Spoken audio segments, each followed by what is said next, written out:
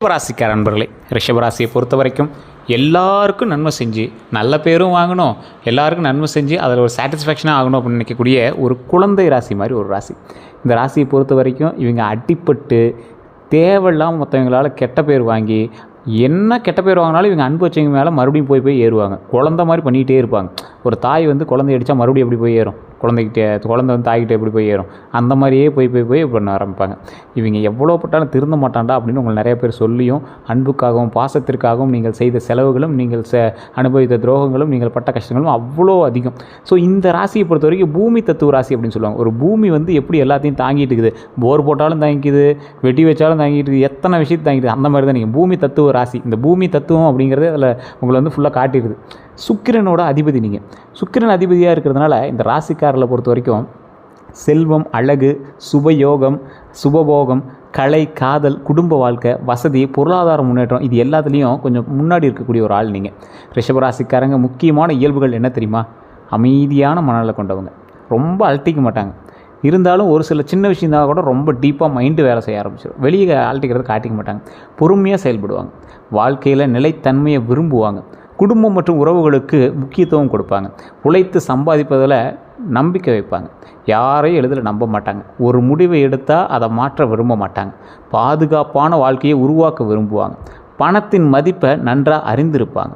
நம்பிக்கை வைத்தவங்களுக்காக எந்த தியாகத்தையும் செய்ய தயங்க மாட்டாங்க. சார், இது எல்லாமே எங்களோட குணாதிசயம் தான், இதெல்லாம் தெரியும். இனி என்ன நடக்கும், இது வரைக்கும் என்ன நடந்ததுங்கிறத ஃபஸ்ட்டு சொல்லிவிட்டு இனி என்ன நடக்கும்னு சொல்லுங்கள். சார், இது வரைக்கும் நடந்தது கூட எங்களுக்கு தெரியும், ஆனால் நீங்கள் சொல்கிறது உண்மையாக இல்லையா நாங்கள் எப்படி கண்டுபிடிக்கிறது, தெரிஞ்சுக்கோங்க.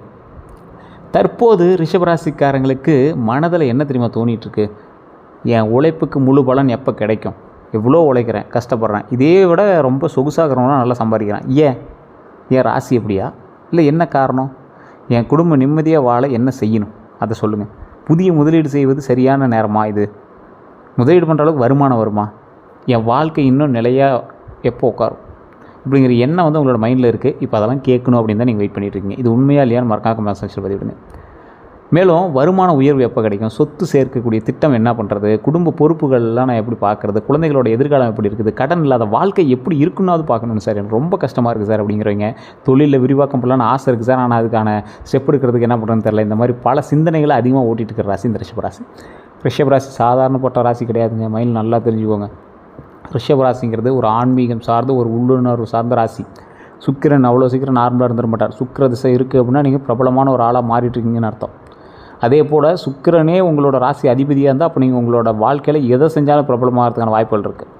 ரிஷபராசியில் பிறந்தவங்களுடைய பிறப்பு ரகசியம் என்ன தெரியுமா? ரிஷபம் அப்படிங்கிறது நிலைத்தன்மை மற்றும் வளத்தை உருவாக்கக்கூடிய ராசி அப்படின்னு சொல்லுவாங்க. இவங்க மெதுவாக ஆனால் உறுதியாக முன்னேறக்கூடிய ஒரு நபர். வாழ்க்கையில் பல முறை கஷ்டப்பட்டாலும் வாழ்க்கையில் ஒரு முறை உயர்ந்தால் அதை எளிதில் இழக்க மாட்டாங்க. ரொம்ப கஷ்டப்பட்டுருவீங்க, ஆனால் வாழ்க்கையில் ஒரு டைம் மேலே ஏறிட்டீங்க அப்படின்னா இறங்க மாட்டீங்க, அந்த அளவுக்கு மேலே ஏறலாம். குடும்பத்திற்கு பாதுகாப்பான அடித்தளத்தை அமைக்க விரும்புவாங்க. யாரும் எங்களுக்கு டிஸ்டர்ப் பண்ணக்கூடாது, அவங்களும் ஒரு ஸ்டாண்டர்டாக நிற்கணும், ஃபேமிலி ஸ்டாண்டர்டாக நிற்கணும் அப்படின்னு ஆசைப்படுவாங்க. பொருளாதார வளர்ச்சியை முக்கிய இலக்காக கொண்டு இருப்பாங்க. ஆனால் வாழ்க்கை இவங்களுக்கு சொல்லக்கூடிய பாடம் என்ன தெரியுமா? பிடிவாதத்தை விட சில நேரங்களில் மாற்றத்தையும் ஏற்றுக்கொண்டால் வளர்ச்சி இன்னும் அதிகரிக்கும் அப்படிங்கிறத ஞாபகம் வச்சுக்கோங்க. பிடிவாதம் வேண்டாம், குறிப்பிட்ட இடத்துல பிடிவாதம் வேண்டாம், கொஞ்சம் பொறுமையாக நிதானமாக தான் போயாகணும் அப்படிங்கிற ஒரு தருணம். இந்த ரிஷபராசியில் இருக்கிறவங்களோட பலமான குணங்கள் என்ன தெரியுமா? பொறுமை. எவ்வளோ பெரிய பிரச்சனை வந்தாலும் பதற்றப்படாமல் சிந்தித்து முடிவெடுக்கக்கூடிய நபர் நீங்கள். கவலைப்படாமல் கொஞ்சம் பொறுமையாக இருங்க. நம்பிக்கைத்தன்மை, நம்பகத்தன்மை.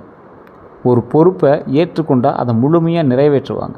உங்கள் மேலே ஒருத்தர் நம்பிக்கை வச்சு கொடுத்தான் அப்படின்னா அந்த நம்பிக்கையை காப்பாற்றுவீங்க, அதை கரெக்டாக எடுத்து கரெக்டாக பண்ணுவீங்க. பொருளாதார சிந்தனைங்க. பணம் சம்பாதிச்சாலும் சேமிப்பதிலும் திறமை இருக்கும். குடும்ப பாசத்தை பொறுத்தவரை குடும்பத்தோட நலனுக்காக கடினமாக உழைப்பாங்க. விடாமுயற்சி. ஒரு இலக்கை நிர்ணயித்தால் அதை அடையிற வரைக்கும் கைவிட மாட்டாங்க. அமைதி. தேவையில்லாத சண்டைகளை தவிர்ப்பாங்க. இது ரொம்ப அமைதியான ஒரு ஆள். தேவையில்லாமலாம் நீங்கள் சண்டைக்கு போகவே மாட்டீங்க, ஆனால் சண்டை வந்துச்சு அப்படின்னாலும் ரொம்ப மனசில் போட்டு அழட்டுவீங்க. அதனால் தேவையில்லாத சண்டை இருந்தாலும் நீங்கள் அந்த இடத்துக்கு போகாதீங்க. ரிஷபராசியினுடைய சவால்கள் என்ன தெரியுமா? பிடிவாதம் அதிகமாக இருக்கும். புதிய மாற்றங்களை உடனே ஏற்க தயங்கலாம், உங்களுக்கு மனசை ஏற்றுக்காது. அது ரிஷபராசிக்கே உண்டான ஒரு இது. மனதில் இருக்கக்கூடிய கவலையில் சொல்லாமல் ஏற்றுக்குவீங்க. ஒரு எக்ஸாம்பிளுக்கு உங்கள் வீட்டில் ஒரு பொருள் வச்சுருப்பீங்க, ரொம்ப நாளாக அதே இடத்துல இருக்குது, அதை மாற்றி வைக்கணும் கூட உங்களுக்கு தோணாது. அது இருக்கட்டும், அந்த இடத்துல இருந்தால் தான் எனக்கு சாட்டிஸ்ஃபையாக இருக்குது அப்படின்னு நினைப்பீங்க. மனதில் இருக்கக்கூடிய கவலையை வெளியே சொல்லாமல் வச்சுக்குவீங்க. யாருக்கிட்டையும் உங்கள் கவலையை சொல்ல மாட்டீங்க. ரொம்ப உள்ளுக்குள்ளேயே போட்டு நீங்கள் அழுத தருணங்கள் அதிகம்.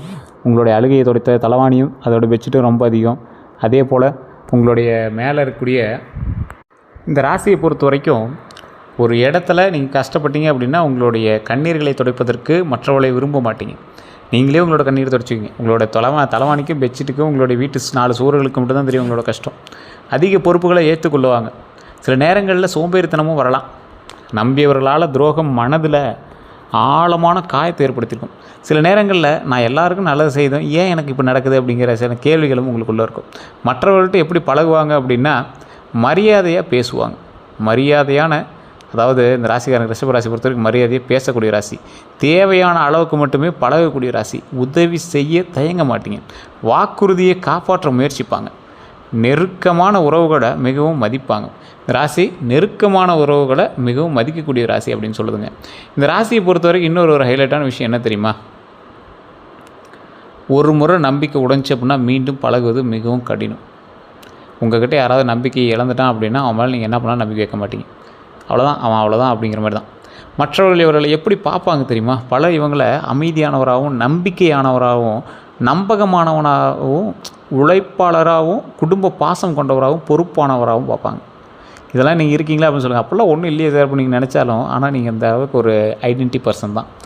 ரொம்ப அமைதியானவங்க தான், நம்பகத்தன்மையானவங்க தான், உழைப்பாளி. நீங்கள் குடும்ப பாசம் ரொம்ப அதிகம், உங்களுக்கு பொறுப்பானவங்க அப்படின்னு சொல்லுவாங்க. ஆனால் சிலர் பிடிவாதக்காரராக இருப்பாங்க. பொதுவாக மெதுவான முடிவு எடுக்கக்கூடிய நபர் நீங்கள். உணர்ச்சிகளை வெளிப்படுத்தாதவர் நீங்கள். அப்படிங்கிற தவறான சில விஷயங்கள்லாம் நீங்கள் வந்து எப்பயுமே மைண்டில் வந்து எடுத்துக்க மாட்டீங்க. யாராவது ஒருத்தர் தவறாக உங்களை ஏதாவது சொல்லிட்டாங்கன்னா மைண்டில் எடுத்துக்காமல் நீங்கள் போய் உங்கள் வேலையை பார்க்க ஆரம்பிப்பீங்க. மைண்ட் மட்டும் ஆனால் ஓடிட்டே இருக்கும் மனசில். ஸோ ஏமாற்றங்களும் துரோகங்களும் உங்களுக்கு ரொம்ப அதிகம். ரிஷபராசிக்காரில் பொதுவாகவே பாதிக்கப்படக்கூடிய இடங்கள் அப்படின்னு பார்த்தீங்கன்னா உறவுகள், நண்பர்கள், பணம் தான். இந்த 3 விஷயத்தில் நீங்கள் அதிகமாக பாதிக்கப்படுவீங்க. அதிக நம்பிக்கை வச்சதுனால உறவுகள்கிட்ட ஏமாற்றம், உண்மையான அன்பை எதிர்பார்த்ததால் உறவுகள்கிட்ட ஏமாற்றம், நண்பர்கள்ட்ட பண உதவி செய்ததால் நண்பர்கள்ட்ட ஏமாற்றம், நண்பர்களை குடும்பம் போல் நினைத்ததால் அவங்ககிட்ட ஏமாற்றம். பணத்தை பொறுத்த வரைக்கும் முதலீடு செய்ததால் கடன் கொடுத்து திரும்ப பெற முடியாததாலும் ரொம்ப ஏமாற்றத்தை அனுபவிச்சிருப்பீங்க. கடன் கொடுத்து திரும்ப பெற முடியாமல் போனதால் நீங்கள் வந்து ஏமாற்றப்பட்டிருப்பீங்க. எப்போதும் துரோகம் இருக்குது அப்படின்னு சொல்லுவாங்க. எல்லாரையும் எளிதில் நம்பும்போது ரொம்ப துரோகத்தை அனுபவிச்சிருப்பீங்க. ஆவணங்களை சரிபார்க்காமல் கையெழுத்திடும் போதும் துரோகத்தை அனுபவிச்சிருப்பீங்க. தொழிலில் கூட்டாளிகளை முழுமையாக நம்பும்போது கண்டிப்பாக நீங்கள் துரோகத்தை அனுபவிச்சிருப்பீங்க. குடும்ப சொத்து விஷயங்களில் கவனம் இல்லாமல் இருக்கும்போது பட்டா, டாக்குமெண்ட்டு, கிரையம் இது எல்லாத்துலேயுமே தேவையில்லாமல் மாட்டிக்குவீங்க. குடும்பத்தில் யார் உறுதுணை, யார் சவால் அப்படின்னு பார்த்தீங்கன்னா பொறுமையாக பேசுபவர்கள், குடும்ப ஒற்றுமையை விரும்புபவங்க, உங்கள் உழைப்பை மதிப்பவங்க. இவங்க தான் வந்து பார்த்திங்கன்னா பொறுமையாக பேசுகிறவங்களோ, குடும்ப ஒற்றுமையை விரும்புகிறவங்களோ, உங்கள் உழைப்பை மதிக்கிறவங்க தான் பார்த்திங்கன்னா உங்களுக்கு உறுதுணையாக இருப்பாங்க.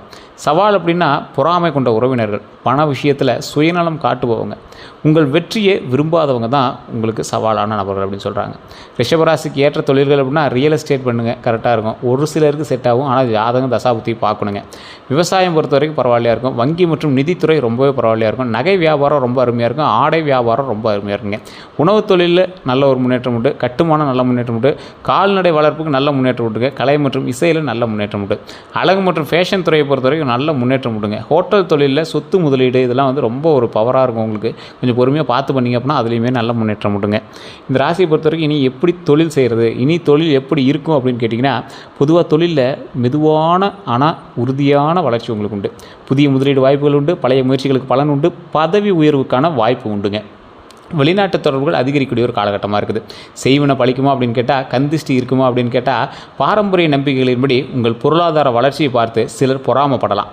கந்திஷ்டி குறித்து பல நம்பிக்கைகளில், பல குடும்பங்களில் நம்பிக்கைகள் இருக்குது அப்படின்னா கொஞ்சம் பார்த்து இருந்தீங்க அப்படின்னா பரவாயில்ல. உங்களுக்கு ஏதாவது படப்படப்போ இல்லை ஏதாவது ஒரு மாதிரி பண்ணுது அப்படின்னா அதை வச்சு நீங்கள் கண்டுபிடிச்சிக்கலாம். அதே போல் செய்வினை பற்றியும் பல்வேறு கருத்துக்கள் உள்ளன. இதற்கான அறிவியல் ஆதாரம் எதுவும் இல்லை. இருந்தாலும் உங்களுக்கு ஏதாவது படப்படப்பு இருக்குது, உங்களோட திடீர்னு ஏதாவது ஒரு விஷயங்கள் உங்களுக்கு ஏற்பட்டிருக்கு அப்படின்னா அதை வச்சு நீங்கள் ஜாதகத்தை வச்சு செக் பண்ணிங்க அப்படின்னா ஈஸியாக கண்டுபிடிச்சிடுவாங்க. இல்லை சார் நான் எங்கே சார் செக் பண்ணுறது கேட்டால் கீழே ஒரு நம்பர் கொடுத்து அந்த நம்பருக்கு ஃபோன் பண்ணிங்க அப்படின்னா ஆட்டோமேட்டிக்காக உங்களுக்கு கிளியராக சொல்லிடுவாங்க. மன அமைதிக்காக இறை நம்பிக்கை ரொம்ப முக்கியங்க. நல்ல எண்ணங்கள் ரொம்ப முக்கியம். நேர்மையான வாழ்க்கை ரொம்ப முக்கியம். உதவியாக இருக்கக்கூடிய ஒரு காலகட்டம் இந்த காலகட்டம். இந்த காலத்தில் நீங்கள் எப்படி ட்ரை பண்ணுறீங்களோ அதுதான் வந்து லைஃப்பில் கொஞ்சம் மேட்சிங்காக வர ஆரம்பிக்கும். நல்ல நேரம் எப்போ ஆரம்பிக்கும் அப்படின்னா திட்டமிட்டு செயல்படும் போது நல்ல நேரம் ஆரம்பிக்குதுங்க. தேவையற்ற பயத்தை விட்டுவிடும்போது நல்ல நேரம் ஆரம்பிக்குது. புதிய வாய்ப்புகளை ஏற்றுக்கொள்ளும் போது நல்ல நேரம் ஆரம்பிக்குது. சேமிப்பு மற்றும் முதலீட்டை சரியாக நிர்வகிக்கும் போது நல்ல நேரங்கள் ரொம்ப அதிர்ஷ்டமான நேரங்களே உருவாகுதுங்க. அதிர்ஷ்ட நிறங்கள் அப்படின்னு பார்த்தீங்கன்னா பாரம்பரியமாக பச்சை, வெள்ளை, இளஞ்சிவப்பு சுக்கிரனுடைய தொடர்புடைய நிறங்களாக கருதப்படுதுங்க. அதிர்ஷ்ட எண்கள் அப்படின்னா பொதுவாக 6, 2ங்க. சாதகமான நாள் அப்படின்னு பார்த்திங்கன்னா வெள்ளிக்கிழமை ரொம்ப சாதகமான நாளாக இருக்கும். திருமணம் மற்றும் குடும்ப வாழ்க்கையை பொறுத்த வரைக்கும் குடும்ப வாழ்க்கையை மிகவும் மதிக்கக்கூடிய நபர்களாக இருப்பீங்க. உறவில் நிலைத்தன்மை விரும்புபவர்களாக இருப்பீங்க. துணைக்கு பாதுகாப்பான வாழ்க்கையை வழங்க முயற்சிக்கக்கூடிய ஒரு நபராக இருப்பீங்க. பொறுமையும் புரிதலும் இருந்தால் குடும்ப வாழ்க்கை சிறப்பாக இருக்கும் அப்படிங்கிறத நல்லா தெரிஞ்சுக்கிட்டு வாழக்கூடிய ஒரு நபர் நீங்கள். இது குடும்பத்துக்கு உங்களுக்கு அற்புதமான காலகட்டம் தான். குடும்பத்தை கரெக்டாக மெயின்டைன் பண்ணிங்க அப்படின்னா நல்ல ஒரு முன்னேற்றத்துக்கு உண்டுங்க. குழந்தை பாக்கியத்தை பொறுத்தவரை குழந்தைகளினுடைய கல்வி மற்றும் எதிர்காலத்தில் அதிக கவனம் செலுத்துவாங்க.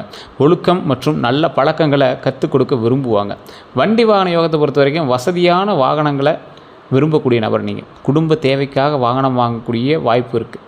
பராமரிப்பின்படி கவனம் செலுத்துறது ரொம்ப நல்லது. வண்டிகளை ரொம்ப ஜாக்கிரதையாக பார்த்துக்கிறது ரொம்ப நல்லது. சொத்து யோகம் உண்டு, வீடு வாங்கக்கூடிய யோகம் உண்டு. அதில் நிலம் முதலீடு செய்யக்கூடிய வாய்ப்பு இந்த காலகட்டத்தில் இருக்குது. குடும்ப சொத்தால் நன்மை கிடைக்கக்கூடிய வாய்ப்பு இருக்குது. ஆவணங்களை முழுமையாக சரிபார்க்கணும் அப்படிங்கிற ஒரு விஷயத்தையும் ஞாபகம் வச்சுக்கோங்க. அடுத்த 12 நாட்களை பொறுத்த வரைக்கும் தொழிலில் புதிய பொறுப்புகள் வரலாம். நிலுவையில் உள்ள வேலைகள் முடிவடையலாம். பணத்தை பொறுத்த வரைக்கும் தேவையற்ற செலவை குறைக்க உதவும். சேமிப்பில் கவனம் செலுத்துங்க. உறவுகள் பொறுத்த வரைக்கும் குடும்பத்துடன் நேரம் செலவிடுங்க. கருத்து வேறுபாடுகளை அமைதியாக பேசி தீர்த்துக்கங்க.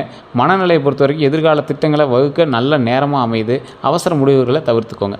இனி செய்ய வேண்டியது அப்படின்னா சேமிப்பு அதிகரிக்கும். புதிய திறமைகளை வளர்த்துக்கொள்ளுங்க. உடல் நலத்தை கவனிங்க. குடும்ப உறவுகளை வலுப்படுத்துங்க. வாய்ப்புகளை தாமதிக்காமல் பயன்படுத்துங்க.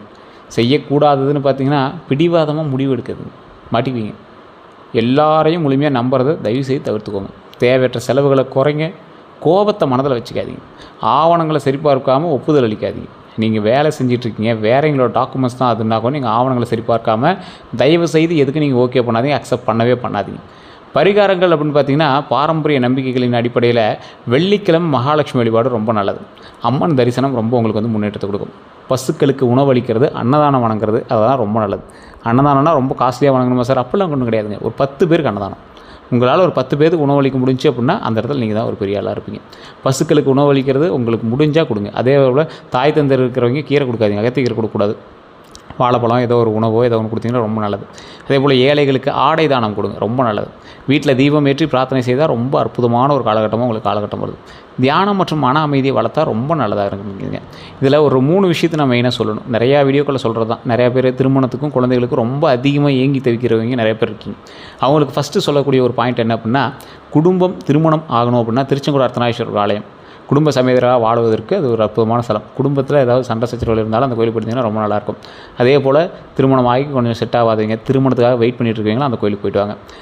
அந்த கோயிலை பற்றின சிறப்புகள் நான் நிறைய வீடியோக்களை சொல்லிடுறேன். இருந்தாலும் நான் சொல்கிறேன். திருச்செங்கோடு அர்த்தநாரீஸ்வரர் ஆலயம் 1800 படிக்கட்டுகள் கொண்ட ஒரு மலை. அதுலேயே இந்த ரோடு போகுது. நீங்கள் வண்டியில் போனீங்க அப்படின்னா மேலே போய் சாமி கும்பிட்டலாம். பஸ்ஸும் விட்ருக்காங்க கோயிலுக்காகவே. அதில் தசபாசானத்தால் செய்யப்பட்ட வெள்ளை தசபாசானத்தால் செய்யப்பட்ட 2 சிலைகளில் நீங்கள் பார்க்க முடியும். அர்த்தநாரீஸ்வரர் சிலையிலேயே பாதி சக்தியும் பாதி சிவனும் இருக்கிறது போல் ஒரு முகம் இருக்கும். அதில் உருவம் இருக்கும். ஒரு காலில் கொலுசு போட்டிருக்கும். பூஜை பண்ணும்போது அந்த ஒரு கால் கொலுசை மட்டும் காட்டுவாங்க. அதெல்லாம் நீங்கள் பார்த்துட்டு வரலாம். ரொம்ப அற்புதமான ஒரு விஷயம். அதே போல் பக்கத்தில் செங்குட்டு வேலவர் முருகர் சன்னதி, அதே மலையிலேயே அதே கோயில் பக்கத்துலேயே ஒரு சன்னதி. அந்த சன்னதியில் செங்குட்டு வேலவர் முருகன் ஒருவர் இருக்கும். கைக்கிட்ட சேவல் இருக்கிற மாதிரி ஒரு வித்தியாசமான முருகர் சிலையை அங்கே நீங்கள் பார்க்கலாம். அதுவும் தசபாசான சிலை தான். அதே போல் அந்த கொஞ்சம் தூரம் தள்ளி போனீங்கன்னா உச்சி பிள்ளையார் மேலே விநாயகர் கோயில், அதை மூலமுதற் கடவுள். ஸோ இப்போ குடும்பத்தில் இருக்கிற 4 பேர் அங்கே இருக்காங்க. சிவன், பார்வதி, முருகர், விநாயகர்.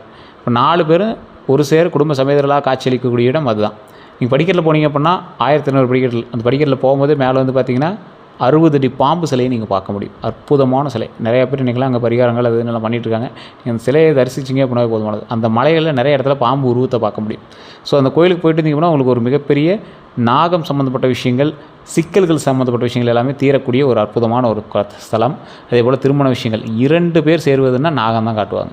ஸோ அந்த மாதிரி விஷயத்தில் ஏதாவது பிரச்சனைகள் ஏற்பட்டு அப்படின்னா சரி பண்ணுவதற்கு அந்த இடம் தான் ஒரு அற்புதமான ஸ்தலம். ஸோ கண்டிப்பாக அந்த இடத்துக்கு போய்ட்டு வாங்க. மிகப்பெரிய நன்மை உண்டு அப்படிங்கிறத மைண்டில் ஞாபகம் வச்சுக்கோங்க. நிறையா பேருக்கு தெரிய திருமணம் 2 மனமும் 2 உடல்களும் சேர்ந்து ஒரு உயிரை உருவாக்கி கொடுக்கக்கூடிய ஒரு அற்புதமான ஸ்தலம். அதனாலே அர்த்தநாரீஸ்வரர் கோயில் அங்கே போய் வழிபட்டிங்க அப்படின்னா பல பிரச்சனைகள் தீருது அப்படின்னு சொல்கிறாங்க. அதே போல் குழந்தை பாக்கியம் பாக்கியத்துக்காக வெயிட் பண்ணிட்டு இருக்கீங்களா, ஒரு மெயினான ஒரு விஷயத்தை ஞாபகம் வச்சுக்கோங்க. குழந்தை பாக்கியம் சம்மந்தப்பட்டு ஏதாவது ஒரு விஷயங்கள் உங்களுக்கு பிரச்சனைகளாக இருக்குது அப்படின்னா திருவண்ணாமலை போயிட்டு பக்கத்தில் அங்காள பரமேஸ்வரி அம்மன் கோயில் எங்கே மேல்மலையனூர் வழிபட்டுட்டு, முருகர் கோயில் பழனியில் கீழே திரு ஆவினங்குடி வழிபட்டுட்டு மேலே பாலதண்டாயுதபாணி சுவாமி வழிபட்டு வந்தீங்க அப்படின்னா அவ்வளோ அற்புதம். 4 கோயில் சொன்னோன்னா 3 கோயில் தான். பழனிக்கு கீழே போனீங்கன்னா மேலே அந்த சாமி கும்பிட்டலாம். இந்த 3 கோயில் போயிட்டு வந்தீங்க அப்படின்னா அற்புதமான ஸ்தலம். குழந்தை பாக்கியம் இல்லாதவர் குழந்தை பாக்கியம் தருவதற்கு ஒரு அற்புதமான ஸ்தலம்.